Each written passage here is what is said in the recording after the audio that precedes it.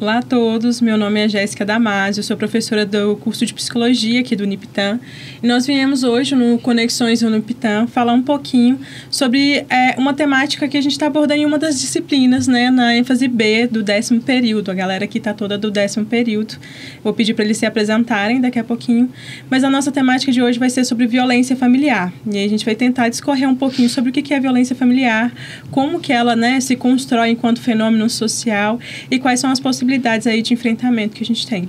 Pessoal, querem se apresentar? Meu nome é Carolina, sou estudante do 10º período. Meu nome é Ana Lígia, eu também sou estudante do 10º período. Meu nome é Luísa, também do 10º período. Olá, eu sou Larissa Vale, do 10º período também. Perfeito, gente. Para a gente começar a discutir, né, sobre o que é a violência familiar ou violência doméstica, também entendido, até mesmo em violência interseccional, que a gente pode achar em alguns lugares dessa forma, né? Como que se configura essa violência e como que a gente vai começar a pensar isso para dentro da psicologia, especificamente da psicologia social. Meninas, vamos lá? É importante que a gente pense a violência enquanto instituição mesmo, né? Enquanto também construída historicamente na nossa sociedade e não tem como pensar ela descolada, né, aos nossos processos sociais. Essa violência também diz sobre uma manutenção do poder, né, que faz com que essas questões, né, construídas historicamente sejam mantidas, né, ao longo do tempo. Isso acontece bastante pensando na instituição família, né, que acaba por fazer essa manutenção tanto da violência quanto também, se a gente for pensar, dos grupos minoritários e etc. Então, a gente também tem que entender, eu acho, esse conceito de família, né? O que é essa família que a gente está nomeando aqui, né? É importante entender que isso que a gente conhece como família hoje nasce aí junto com o capitalismo, né, tendo como objetivo a manutenção do patrimônio, né? Então, na garantia de garantir mesmo os patrimônios, as propriedades, nasce também o casamento monogâmico. Nesse caso, também só monogâmico só para as mulheres, como aí a gente sabe, na maioria das vezes, né? E aí, junto também com a família, nasce a divisão sexual do trabalho e a divisão de tarefas entre público e privado. Então, a gente começa a ter essas separações, né, na qual os homens, eles ocupam esse lugar público, esse lugar da cidade, esse lugar da política, da religião, né? E as mulheres, elas ficam aí com a manutenção da vida, do cuidado, né? Apesar de que, na contemporaneidade, a gente tem aí algumas discussões falando sobre que hoje as mulheres já não ocupam mais esse lugar só do privado, né? Hoje as mulheres também ocupam os lugares públicos. Mas voltando, né? Então, com essa divisão do público e do privado, também surge as diferenças do privado. Então, do privado, então, na Idade Média, quando não se tinha quartos, passa a ter quartos, né? Também começa daí a divisão das idades, a velhice, a infância, começa a ser construída a partir dessa noção de família que nasce aí com essa noção de propriedade também. Eu acho que é interessante a gente notar que, principalmente falando de velhice, né? Lá no começo não tinha, né? A Idade Média era 20, 30 anos, né? Eles não chegavam a mais do que isso. E hoje em dia a gente chega a 70, 80. Então, isso também é uma discussão nova, né? Ainda, se essa família, ela nasce com o objetivo aí de garantir essa propriedade privada, quem está dentro dessa família também nasce aí com papéis bem definidos. E aí a gente tem o pai, a mãe e o filho. Esse pai, ele tem que ter uma postura de homem, né? E, infelizmente, esse discurso é vendido até os dias de hoje, né? Quem aí não conhece um homem que nunca falou, homem não pode chorar. Homem tem que... Como que é aquele ditado lá? Segura suas ovelhas porque o meu filho tá solto. Isso. Então, esse discurso de virilidade dos homens ainda é muito presente, né? Em contrapartida, a gente tem as mulheres que tem que ser esse objeto do desejo alheio, né? Tem que ser desejada, tem que ser casta, tem que ser mocinha, né? Tem que ser esse objeto de submissão mesmo. E é interessante que nessa dicotomia de amor e ódio, nasce aí outras formas de violência, né? Além dessa própria dicotomia ser violenta, principalmente para a mulher nesse caso, né? Se a gente for pensar, então, Carol, a gente pode falar que para falar sobre violência familiar, né, ou violência doméstica, a gente tem que pensar em algumas estrelas para iluminar esse processo, né? Que antes de falar da violência em si, dos atos que a gente vai chegar lá e a gente vai conversar em algum momento, né? A gente tem que pensar nos processos históricos de construção do que é família, que ideia é essa de família que a gente está vendo, como essa família vai se organizar historicamente e pensar principalmente nos lugares que são dados para os homens e para as mulheres na sociedade. São diversos, a gente sabe, ainda bem, né, que a gente já chegou num nível que a gente tem diferentes modos de viver, modelos diferentes do que um específico estabelecido, que é aquele sujeito patriarcal, pai de família, ou então uma mulher que tem que ser submissa.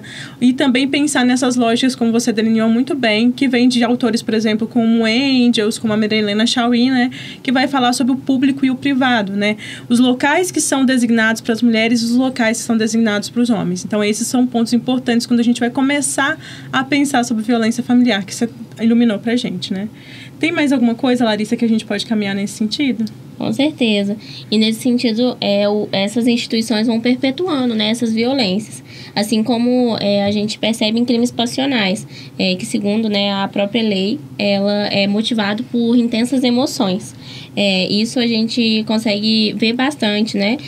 No qual a mulher ela é vista como propriedade, como depositório mesmo desse afeto masculino, né? Mesmo que esse afeto masculino seja ligado a uma violência mesmo, enfim.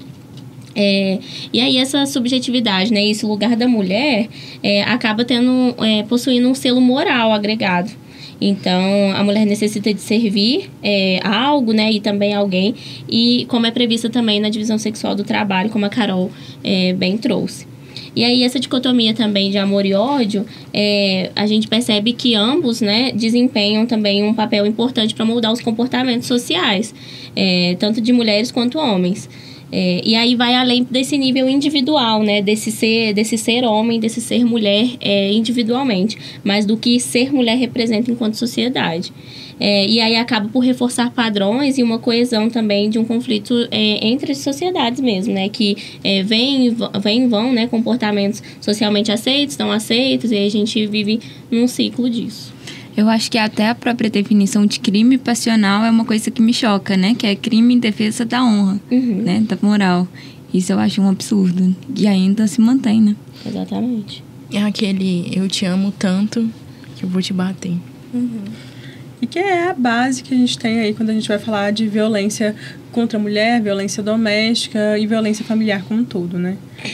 E aí, gente, a gente tem sujeitos, né? Eu acho que são importantes. Se a gente pensar que a violência familiar, ela vai ser estruturada através de diversos sujeitos. Mas os principais que a gente vai orientar a construção dessa violência familiar são crianças, idosos e mulheres, né?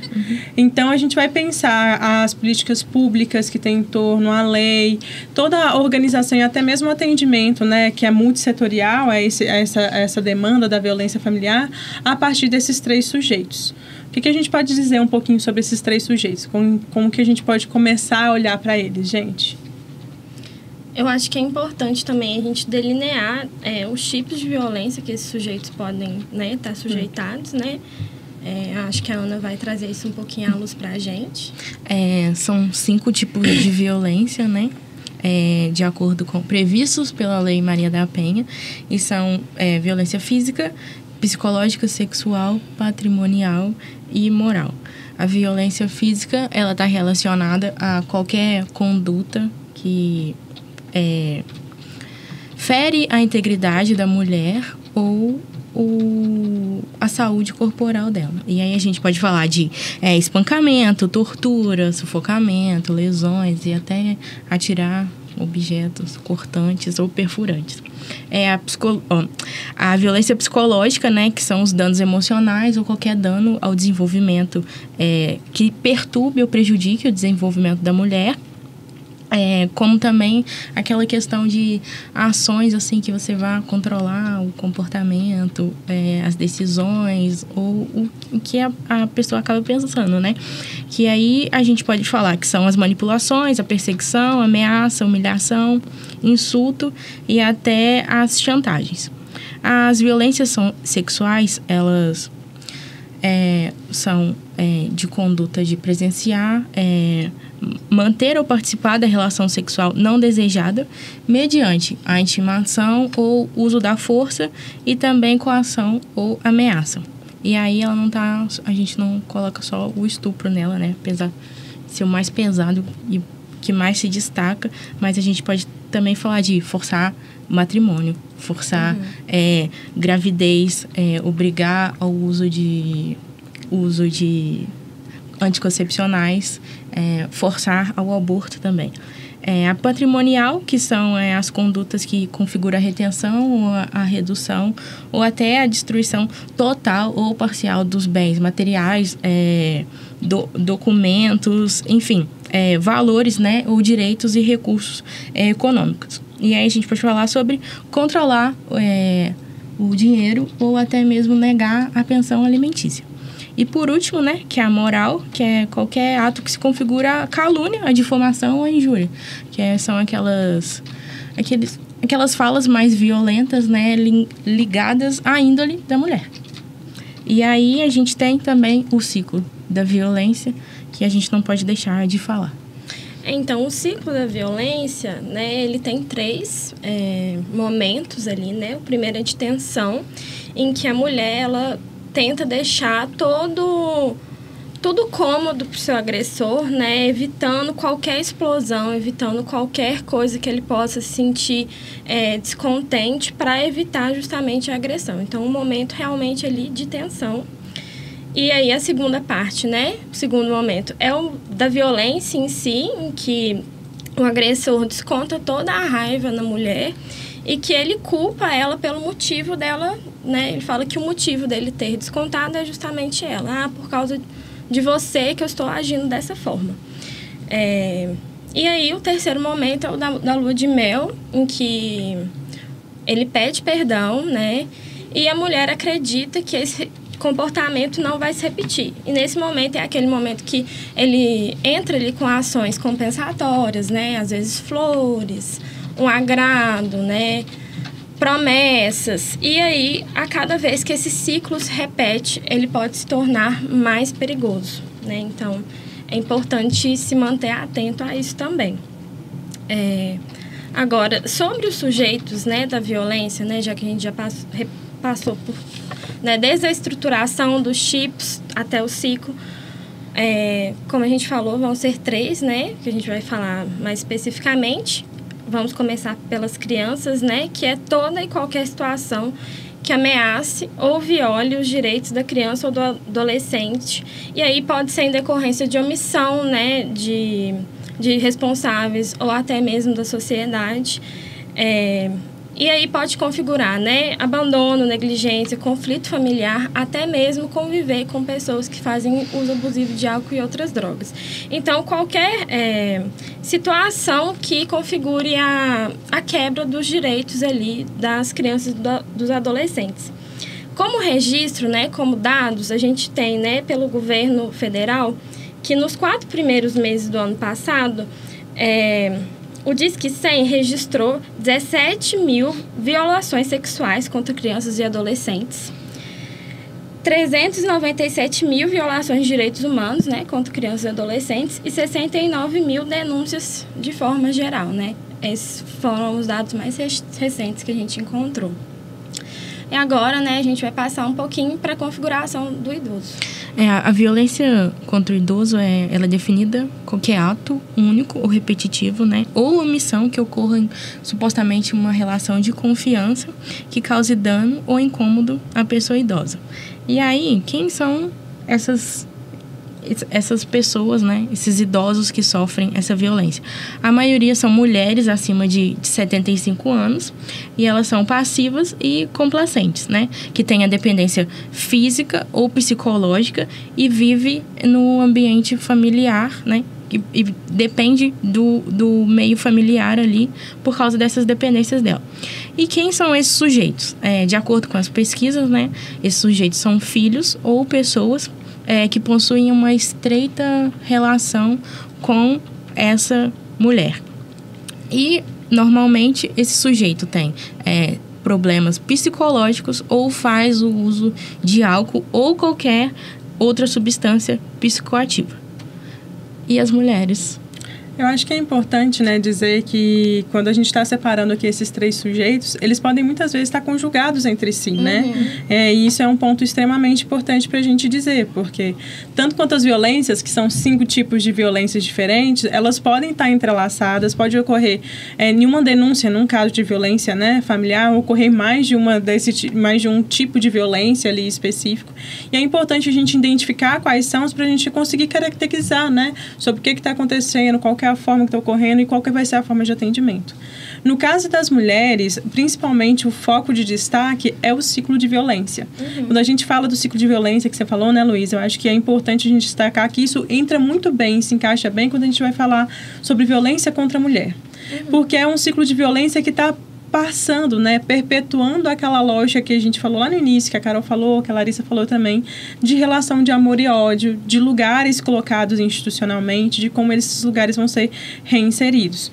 Quando a gente vai pensar, né, eu acho que em 2024 mesmo, a gente tem um índice, se não me engano, se não tem 2024, tem 2023, que o Instituto Patrícia Galvão vai falar, por exemplo, né, da quantidade de mulheres que já sofreram uma relação de estupro, né, eu acho que é importante, né, que já tiveram seus direitos violados, que são em torno de cada 4 mulheres, no mínimo 3 mulheres já sofreram uma relação de estupro, né?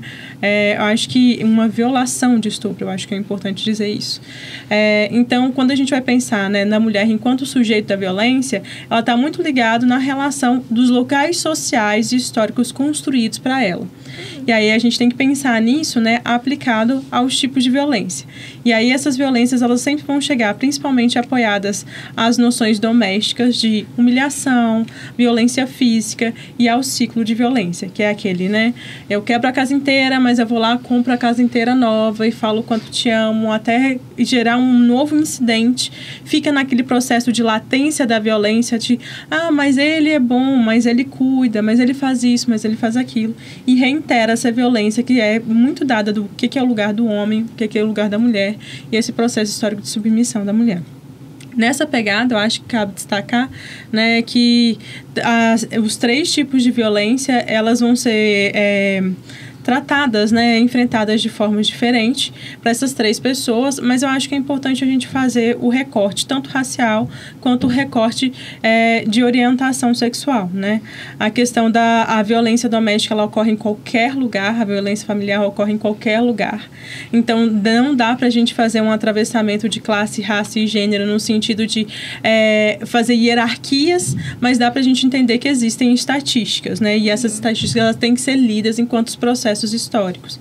E a questão da orientação sexual, ela é importante porque a gente vai entender, em identidade de gênero, a gente vai entender que, por exemplo, a Lei Maria da Penha, as leis de feminicídio, elas também são aplicáveis, né, a pessoas que têm uma identificação de gênero, como pessoas trans, não binárias, e as pessoas cis, bem como orientações sexuais diversas, né, LGBTQI, PA+, né?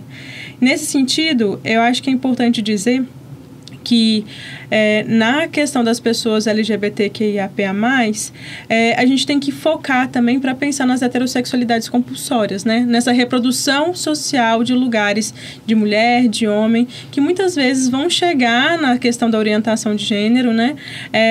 Implicados a uma normatização de lugares, né? Se é um casal de mulheres, tem que ter um homem, tem que ter uma mulher. Se é um casal de homens, quem que é o homem quem que é o homem da relação, quem que é a mulher da relação, que é essa reprodução histórica de locais estabelecidos, daquele que domina e daquele que é submisso, daquele que promove a violência e aquele que reitera a violência sobre o corpo. Então, acho que esses são pontos importantes. E aí, eu agora acho, né, gente, que a gente pode caminhar para falar sobre formas de enfrentamento. Quais são essas possíveis formas de enfrentamento? Quais são os dispositivos que a gente poderia dizer, né, que vão começar a acolher e enfrentar a ideia da violência familiar? Quem puxa aí, galera? Bem, a gente tem a casa de passagem, né, e casa-abrigo institucional, que são dispositivos que permitem o acolhimento institucional das vítimas de violência familiar, né? São casas lares, né, que acolhem crianças, idosos, e as de idosos podem ser de longa permanência. E o abrigo institucional acolhe também as crianças e adolescentes e as famílias dos idosos também. E as mulheres em situação de violência, a casa de passagem é destinada para, né, o acolhimento dessas mulheres também como residências inclusivas destinadas a jovens e adultos com deficiência também. Perfeito. Para mulheres, vamos lá. Casa-abrigo, casa-passagem. Acho que é importante a gente dizer isso, né? Na questão da violência familiar, a gente tem várias formas institucionais e não institucionais de enfrentamento. A gente trouxe isso, né? Existem órgãos não governamentais que fazem a constituição dessas ideias de abrigamento também. E entre eles, né, a gente tem como um foco principal da atuação da política pública a casa-passagem e a casa-abrigo. Acho que o que configura essas casas-passagem e abrigo? Vocês vão? Eu vou? Como é que vai, gente? É um lugar que é para ser seguro, né? Que é para o agressor não saber onde é que é, justamente para ele não ter acesso, não poder ir atrás da mulher. Então, tem que ser completamente sigiloso, né? E aí, ele tem um caráter temporário também, né? De 90 a 180 dias, né? E aí, enquanto isso, né, vai rolar um momento ali de reunir condições necessárias para as pessoas poderem voltar ao seu curso de vida normal.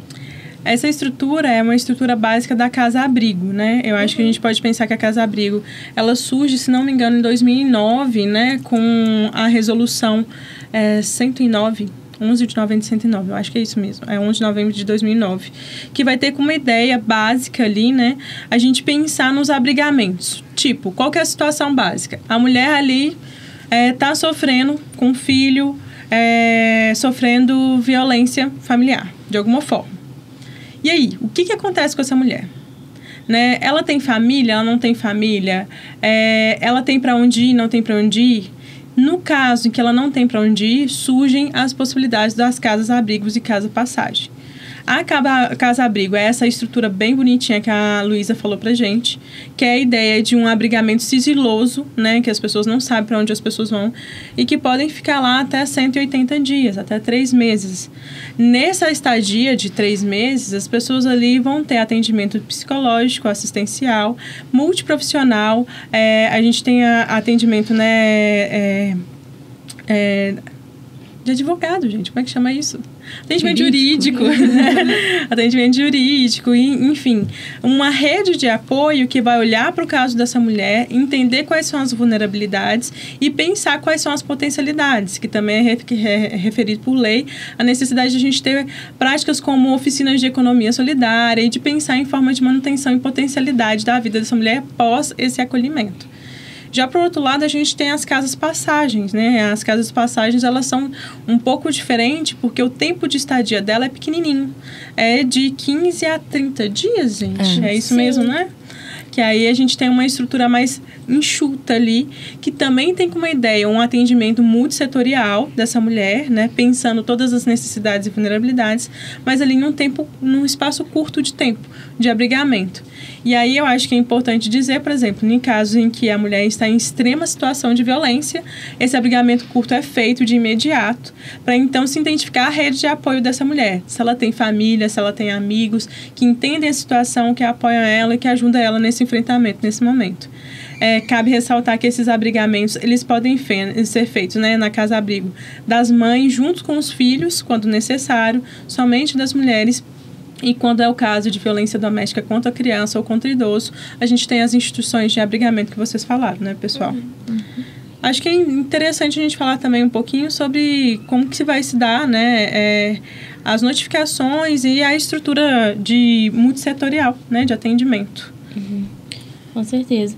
Eu acredito que para a maioria dos profissionais de saúde ainda é um tema a ser discutido, né? Muitas pessoas não sabem nem da existência dessa notificação e aqueles que sabem podem muitas das vezes ter uma dificuldade, né? Uma certa dificuldade para preencher, por exemplo, as notificações. Então, essa notificação ela precisa ser feita, né, em todos os casos de violência. Essa notificação ela não se configura enquanto denúncia, né? E quem pode notificar, então, são todos os profissionais de saúde, então, de qualquer área. E aí, essa notificação ela vai ser um procedimento de comunicação formalizada, né, e obrigatória, ela é compulsória. A denúncia não é compulsória, não é obrigatória, mas a notificação é feita aí pelos profissionais de saúde que vão identificar, né, suspeitas de casos de violência envolvendo os pacientes, né, no momento do atendimento. Essa notificação ela tem como objetivo a garantia e proteção do acolhimento desse paciente, né, ou desta paciente, e vai permitir a coleta de dados e também o planejamento de políticas públicas e intervenções a depender de cada um dos casos, né, a cada um dos públicos, por exemplo, como já foi citado aqui pelas meninas. Então, é notificado, né, qualquer tipo de violência, seja ela física, psicológica, sexual, negligência, violência autoprovocada, que são aí as tentativas de autoextermínio, e a violência contra grupos vulneráveis também, que são aí as crianças, os principais, né, crianças e adolescentes, as mulheres, os idosos e pessoas com deficiência.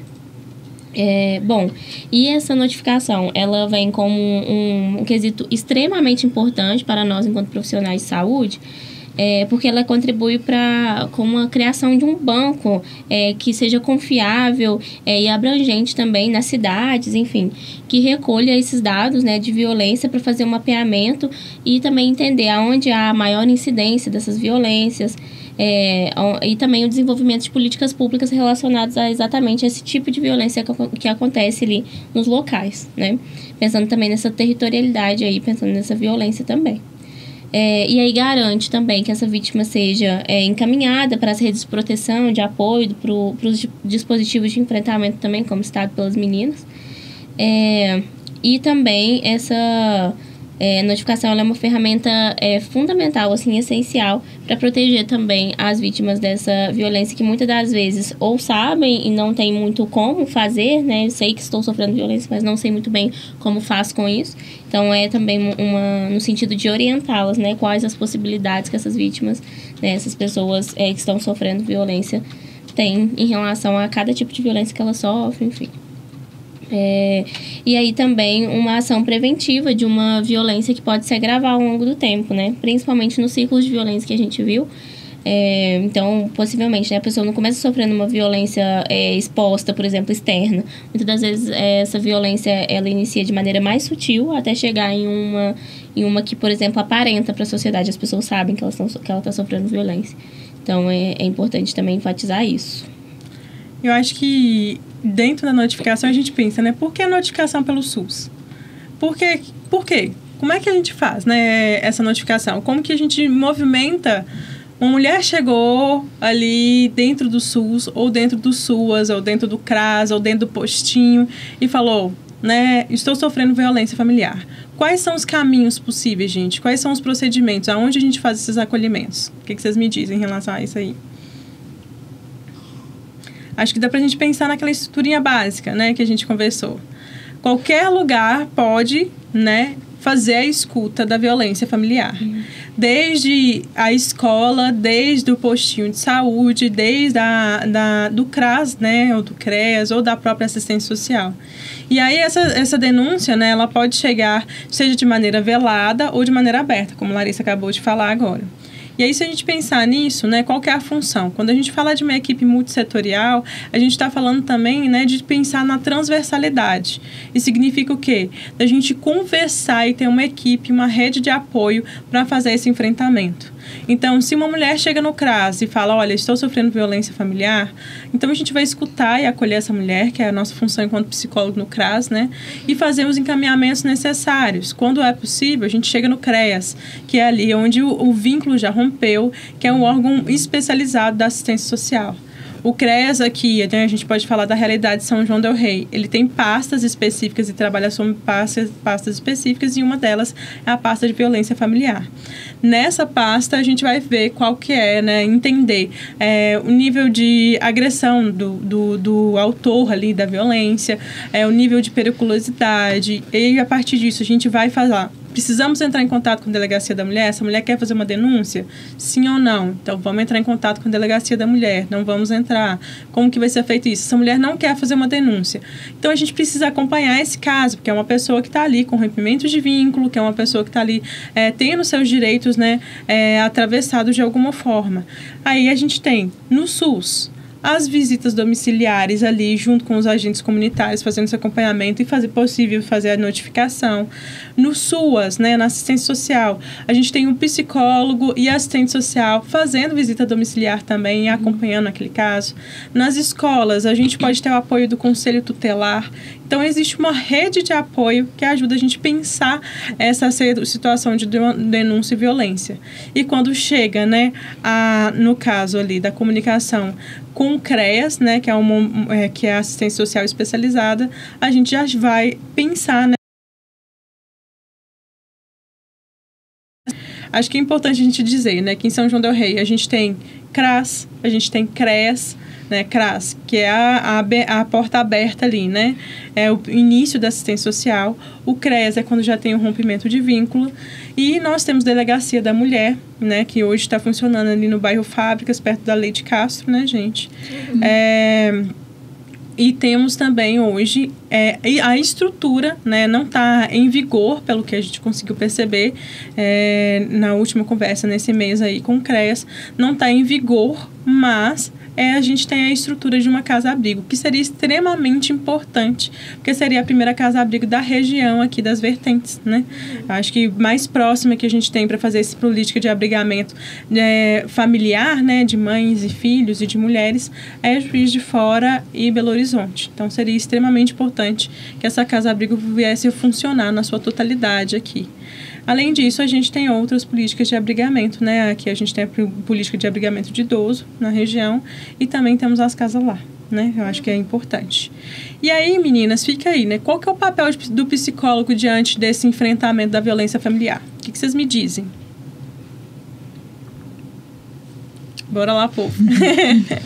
Bem, eu acho que primeiro entender, né, que apesar de ser casos individuais, essa violência é estrutural.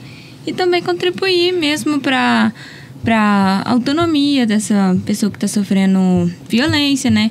Para subjetividade, né? Eu acho que é um papel mais social mesmo, nesse sentido. Acho que cabe também o profissional da psicologia saber das possibilidades de rede onde ele está inserido, né? Porque muitas das vezes, por exemplo, essas instituições que não são governamentais, né? Às vezes grupos de mulheres que podem ajudar também justamente nessa autonomia, nessas possibilidades que essa mulher tem enquanto cidadã, né, daquele determinado território. É muito importante que o psicólogo também tenha esse tipo de conhecimento para conseguir fazer os encaminhamentos necessários, né? Além dessa notificação e identificando exatamente para onde essa mulher poderia ser encaminhada, pensando também no que ela demanda, né? Exatamente daquela mulher, enfim. Acho que é uma coisa muito importante também. Eu acho que também é importante o psicólogo tentar, né, garantir que a violência não seja reforçada enquanto esse momento de denúncia, né? A mulher não tenha que repetir muitas vezes o que ela passou, ficar repetindo para diversos profissionais, por exemplo. Chegou no posto, junta ali a equipe e vamos conversar com todo mundo já para ela não ter que ficar repetindo para várias pessoas. Eu acho que isso é uma coisa importante de garantir que ela não sofra mais essa violência repetidas vezes. Exatamente. Eu acho importante isso que você falou. Eu também concordo com as meninas disse que a Carol falou que é uma violência estrutural, né? Uhum. Que ela tá aí acompanhando a gente há muito tempo, como a gente já bem sabe. E o que a Larissa trouxe sobre o serviço de rede, que eu acho muito importante os profissionais ali estar dentro que tá dentro da rede, saber para onde vai encaminhar, o que vai fazer, como é o caso, se vai levar o CREAS ou não. E também o nosso papel de sempre, né, de acolher, que às vezes a gente tem que acolher muito essa pessoa que chega, e eu acho que é um dos fundamentais. Eu acho que é interessante, né, porque a gente da psicologia, a gente está na assistência social, Sim, a gente está na assistência social, a gente está no SUS, a gente está na Delegacia das Mulheres, muitas vezes a gente está na Delegacia das Mulheres, no Ministério Público e assim por diante.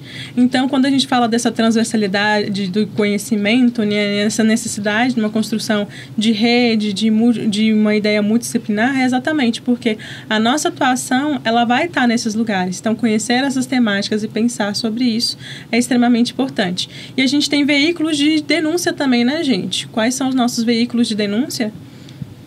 Nós temos aí telefones institucionais, Elza Soares já diria, né? Eu acho que nós temos o Disque Denúncia, que é o 180, não é isso? E o Disque 100 do Direitos Humanos. Exatamente. Então é isso, gente. A gente vai ficando por aqui, né? A ideia era a gente ter uma conversa mais informativa, mas, né? Novas propostas, novas ideias, a gente se coloca à disposição. Qualquer coisa é só entrar em contato com o Departamento de Psicologia do Uniptan e a gente tenta desenvolver a conversa. Tá certo? Falou, é isso, né? Obrigada, gente. Obrigada. Obrigada.